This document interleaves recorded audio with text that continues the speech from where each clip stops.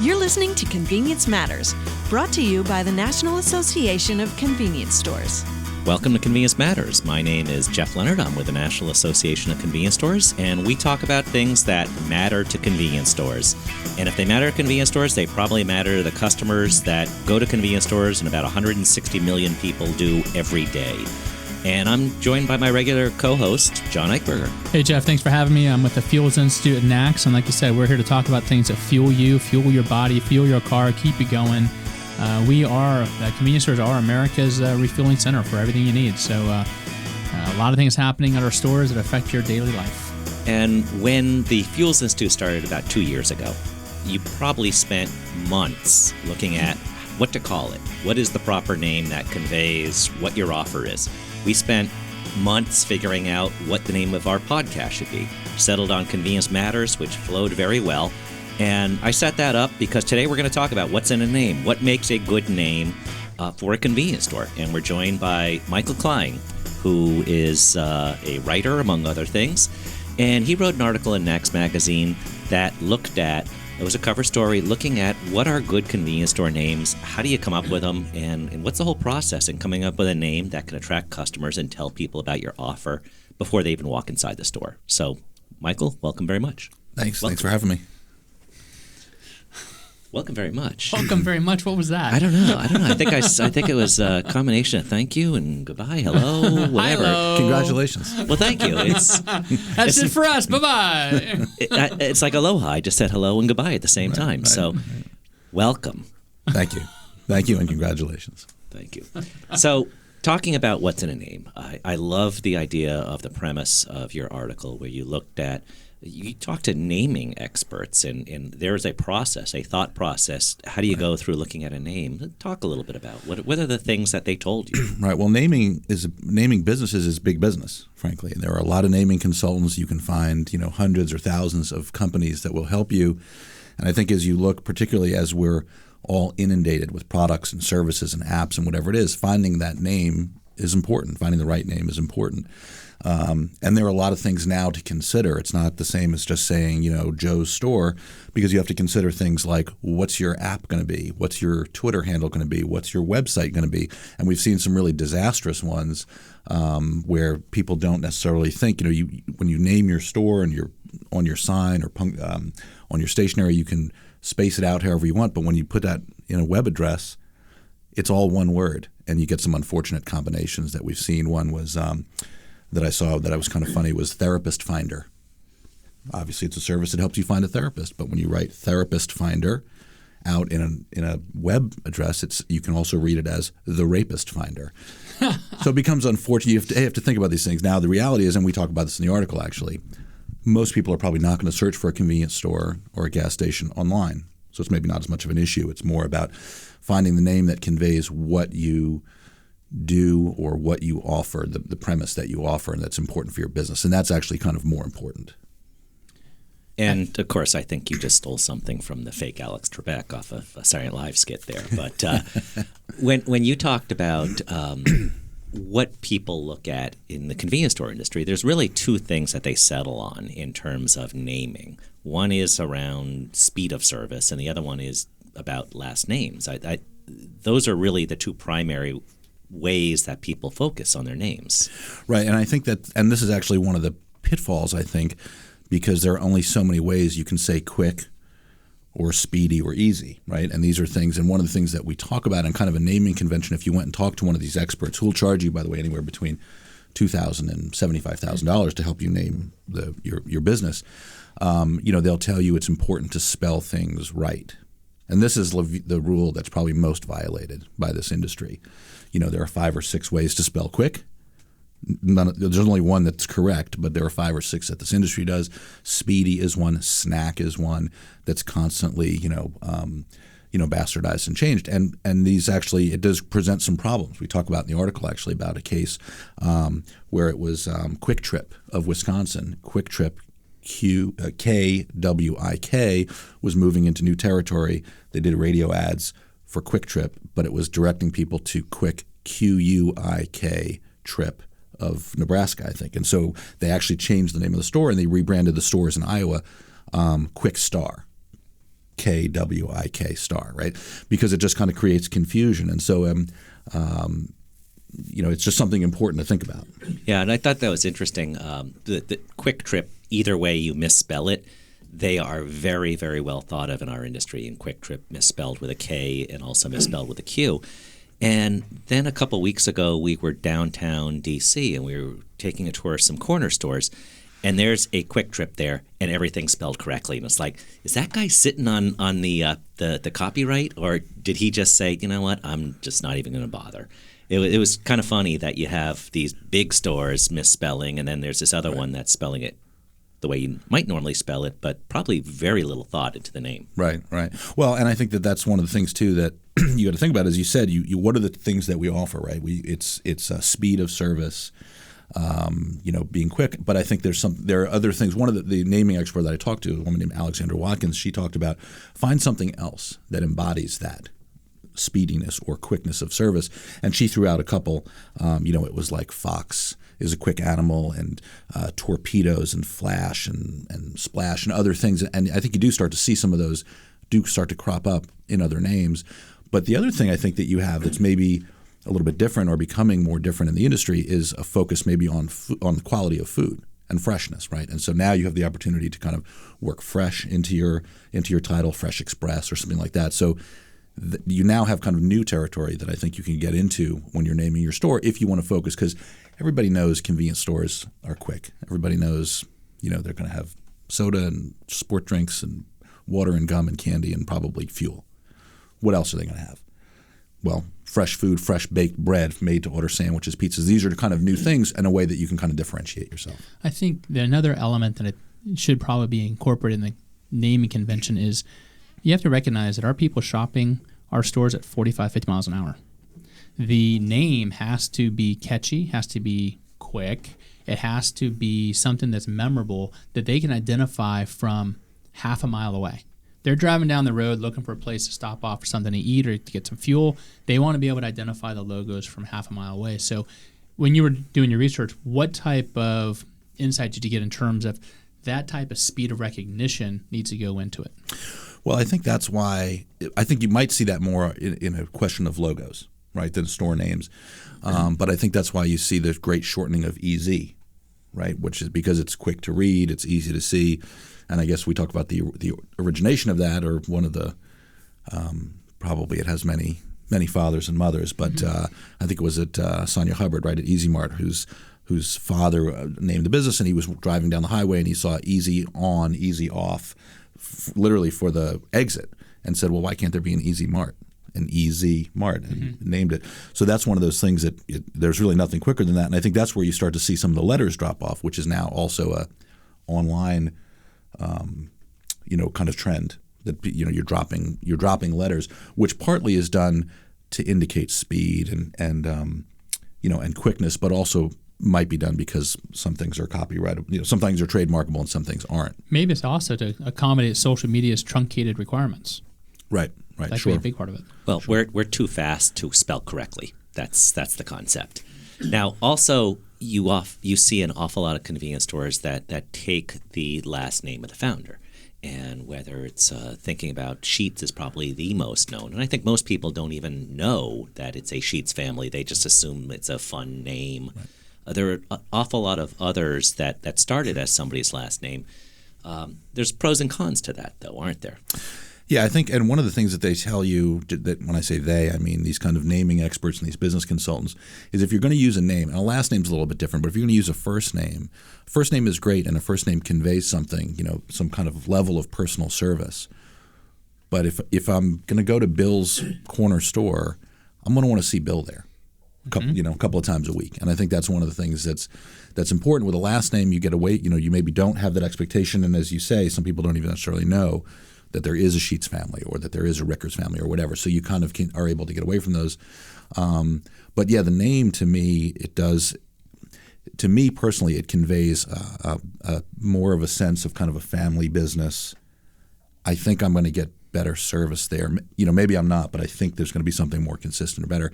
And a lot of this, the naming, all of it is really about the feeling, the emotion. The one thing that they all tell you, that all the naming experts and all the business experts tell you, is you've got to connect on an emotional level. Because that's kind of that's at the end of the day, that's how people are going to make their decisions. And so if they're driving quickly and they recognize that I'm coming up on a couple of fuel stops and where I can get some sodas or coffee or something like that, I've got easy, I've got bills, I've got kwik spelled any one of the ways. What are you going to do? And it's kind of that emotional connection. One of those is going to connect emotionally with people. Jeff, I've been in stores or restaurants that are named after the first name of whoever. And I've heard so many times, so is Joe here today? No, Joe started us 20 years ago, and we got now 15. And the story just goes on, and the customer kind of seems disappointed. I think that's a great point, that you have to be careful, because if you're going to put forth that it's a community store type thing, it's John's Gas, it's never going to be Eichberger's Fuel. That's not going to happen. But John's Fuel, John's C-Store, they're going to want to know that it's a personal connection. There is a community connection. There's a hook that's going to give them that personal service, and that's something that can be positive and negative, and a real big trap. Yeah, to me, that's something that I would do if I were going to open a new C-store, and I would probably, more than do a pun, or some kind of variation of quick or speedy, I would actually give consideration to the name, the personal name. And I think you probably, I can't think of any at the moment, but I'm sure there are examples where there's a name attached to a brand or something, and there actually is no person. And so, yeah. And also looking at over the years, we've had names in our industry that were meant to be. I'll say them and then I'll explain why. Like Rotten Robbies, Terrible Herps, Stinkers. The idea was Terrible Herbst and those other names, they were terrible on the competition, which meant they were competitive on gas price, because that's when they were largely founded. Stinkers is a fun name with that respect, showing a skunk logo and all that. But it's really tough to sell a stinker sandwich or a terrible sandwich or a Rotten Robbie sandwich. So then you almost have to jump outside and create a sub-brand that works as you move more towards food, if you have one of those names that doesn't scream boot. I think it depends. Really, it depends. I think how much saturation you have on that brand, right? If you have a store named Terribles, right, and you market it and you have T-shirts and hats and cups and things like that, it almost becomes kind of an in joke. And this is one of the things. There's a book I read recently by a University of Pennsylvania professor called Jonah Berger, called Contagious, and it's about why ideas go viral and how things go viral. And one of the things, again, he talks about emotion as one of the things that's very important, but it's also about social currency, right? You share things that make you look good, and to say, I'm going to get a terrible sandwich, it's also a story that you can tell, right? Which is another one of the key. There's 6 kind of key things about what makes something go viral, and so social currency and story those two go hand in hand. So actually, a name like that, I bet you that he would probably say, actually keep it and go with it and bank on people telling the story, being interested in it, and it's a terrible sandwich. And you do have things like that you see in food service, like Dick's Last Resort, and their tagline is something about awful service, stuff like that. Yeah, it's, I think, warm beer and terrible service or something like that. So, they kind of go so far the other way that it's like it becomes kind of a joke, and then you as the customer get to be in on the joke. Well, so I guess the ultimate is we form the 3 of us create a C-store with one of those names like that. We sell things like a Jonah Burger. There you go. I like that. Now, patent pending. Yes. Now, speaking of food, you also, one of the naming experts suggested what she thought would be a pretty clever convenience store name, and at the time it wasn't taken. I don't know if it is now. I don't know if it has the same cachet, but I thought it was kind of clever. Yeah, it was. She suggested Nibble, which was a great because it's little, it's quick. You have a nibble, it's something quick, and also obviously there's a stress on food. And she came up with that, and I thought it was actually really interesting and a great idea. And I looked earlier, and it actually is taken. Not by a convenience store, but by a donut shop in upstate New York that makes potato flour-based donuts, which I don't get the connection between Nibble, but it is a great name for a store, I think. And if you think, I know there's others similar that I thought of also. Nourish Market is one, right? That's around. That's an interesting take on it because again, it's you're nourishing. And their catch is it's more than just food, right? It's healthier and it's organic. It's nourish the mind and nourish the body kind of thing. And John, we've seen in our industry a lot of stores that are either evolving or starting or using the word market. Market conveys a whole different thing. You're seeing it evolve from store to market, and because it's just more than just picking up merchandise. Well, the industry is changing. The industry is no longer your stereotypical convenience store that is portrayed in certain TV shows and programs. It is becoming a much more of a destination. It's becoming much more well-rounded, a lot more diverse product, services, and offerings, higher-end food products, which means that the name has to evolve with it. And so to an extent that if you name a store, say, in the 80s, and your traditional C-store and your food service offer is almost nil, and you're just cranking out the typical fare, and now in 2016, you're actually trying to evolve into this next generation. That, to what extent does the name become a liability, and what's the risk of trying to change the perception of your name or changing the name itself? Yeah, it's interesting. I was actually thinking as you were saying that I'm just keep going back to the name, the person's name, an individual's name, and I think that when you think about food.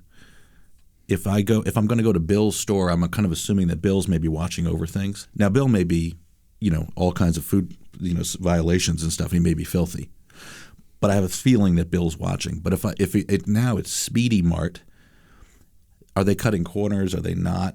Is the food kind of trucked in? I don't know. There's something about it that is maybe more calming to convey that message of quality food, that there's somebody watching.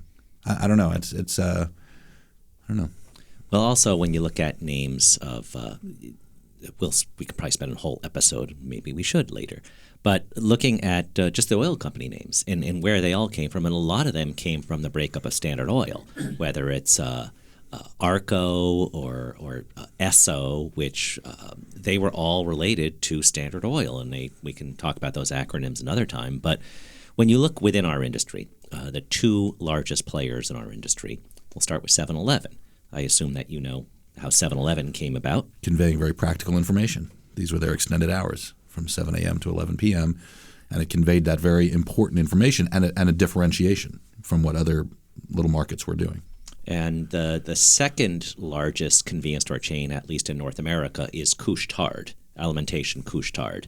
I don't know if anybody out there knows French. I took 5 years of French. I know what couche-tard means. Couche-tard means sleep late or night owl. So if you look at couche-tard, their logo is a winking owl, and that signifies that they're staying up late. Couche-tard also owns Circle K, and Circle K got its name because back when it started, it was owned by a gentleman whose last name was K, K-A-Y. And he had a couple stores, and along the way, as he grew, they evolved their logo and just decided, okay, let's change it, from K's to just the letter K, and that doesn't look right by itself, so let's just put a circle around it. And that evolved to, we really like, they called it the Circle K, so then they kind of evolved to that name. So it is interesting how that one evolved, and both of those are somewhat similar to what you had mentioned earlier. One is somebody's last name that has evolved over the years where you didn't know that. And the other one is just saying, here's a function, here's something that is good. Now, of course, there are plenty of bad names out there, not just in our industry, but in all industries. My favorite bad name, I'll just say, is Fifth Third Bank. I just don't get it. I can't get the math of what that all means, but that's obviously the result of a merger. Anybody else have any suggestions? I can throw more out there, but there are some real stinkers, but they do quite well. Yeah, well, stinker sandwiches. Stinker subs. Yeah. Yeah, there were I think there's also, you hear some near misses that were terrible. And one example is Google, which Google, is kind of a play on the a Google, right? A G-O-O-G-O-L, like a 1 with 100 zeros or 1,000 zeros, whatever it is. But the original name for Google was, do you guys know? Mm-hmm. The one they considered was back rub. Oh. Can you imagine? Can you imagine what would have happened? That would not have the market cap it has now. And another one, a terrible one, is what Amazon's first name. Amazon, Bezos wanted to have a company that started with an A because he wanted it to be, first up in the phone book because they still made phone books at the time, I guess. And, like you see some convenience stores, Aardvark, right? AA, clever. Usually it's relegated to plumbing and heating companies, 6 A's in a row. But so Amazon, but for a while he played with, so he one that he wanted was Cadabra. And I've kind of given away, by saying it, you give away what it is, but it's part of abracadabra, right? So he was, again, he was starting, focusing on that A, having a company that started with an A, and he thought abracadabra, and he said, well, that's too long, nobody knows how to spell it, we'll just take a piece out, cadabra. But if you look at it on the page, you don't really know how to pronounce it, which is another thing. If it's too cute a pun, you don't know how to pronounce it, there are other ways, it's a dud. So luckily he didn't go with cadabra, which sounds to me like cadaver. He went with Amazon, and the Google guys got rid of backrub. And I would imagine that you're not going to be able to do too many backrub searches at work. So that was a smart choice on their part. Yeah, HR might get involved. There's one too that you said when you were talking about the breakup of Standard Oil, and there's one, and I don't know the history of it, but Phillips Oil, is that one that is a? No, they're based out of the Midwest. Okay, so I don't think Phillips was part of them. I don't think ConocoPhillips is part of original Standard. So I saw a convenience store, and I don't know if it was an actual name of a convenience store, or suggested one somewhere, but in doing research, and it was Phillips, and it was spelled with a PH, and it's PHILL, Phil, ups, UPS, Phillips. And I was like, wow, it almost works on a couple of levels, because you can fill up with fuel, you can fill up with food, but then I thought, but Phillips, yeah, ConocoPhillips is going to have. Their lawyers are going to come see you, I think, on that. So that's kind of a. I'm going to back rub that name and see if it's available. And now that I think about Conoco, was Continental Oil Company. It was an abbreviated version of that, and so Conoco, I think, might have been part of the whole Standard Oil breakup. So, and of course, you have Apple out there. Apple does not sell produce. Right. And people think that's a brilliant name now, but that original logo was Newton under an apple tree, and it was really complex and really difficult to. You couldn't see the apple, actually. You couldn't see it. It was just a big mess, and of course they've tightened that now. There's no colors, and it's very simple, and that's what happens with brands over time. Right, and I think that they then, when they went from that, they talked about changing the name to just Apple, which again, awful, because it's not just apples, and just Apple would be awful. So they dodged a bullet on that one too, I think. And especially if they're not just. Yeah. Just is a terrible qualifier for anything. So yeah, I don't know.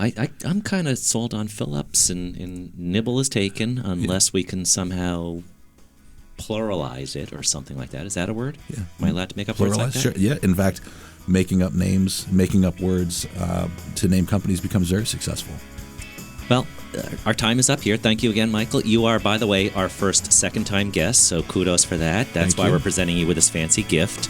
Also, you can read the whole article. We'll put it online right next to the podcast on nacsonline.com podcasts. And once again, thank you for enjoying Convenience Matters. You've been listening to Convenience Matters, brought to you by NACS. For more information about the National Association of Convenience Stores, go to nacsonline.com.